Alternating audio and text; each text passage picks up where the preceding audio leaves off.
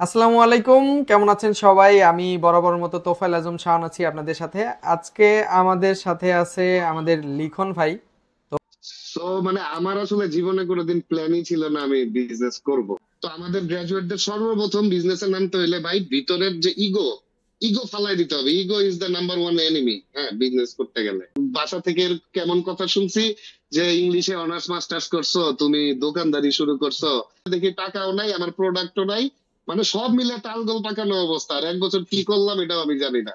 মানুষ আমার কাছ থেকে টাকা পায় কিন্তু আমার কাছে প্রোডাক্ট নাই, এরকমও ব্যাপার স্যাপার আছে।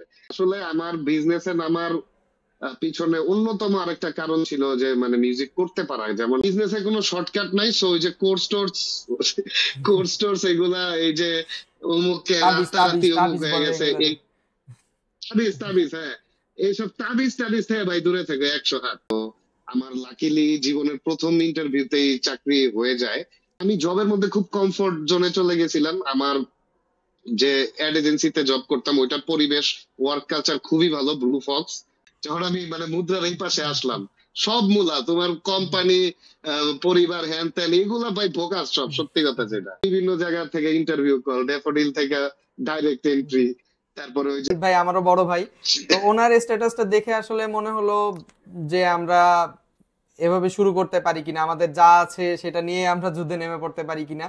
তো ওখান থেকে মেইনলি হ্যাঁ হ্যাঁ, মোটিভেশনটা আসা। তো সবাই আমাদের জন্য দোয়া করবেন। আমাদের প্রথম পর্ব আমরা আসলে আমাদের কাছে যা আছে সেটা নিয়ে আসলে আমরা শুরু করে দিয়েছি। ইনশাল্লাহ আমরা যেন অনেক দূর যেতে পারি।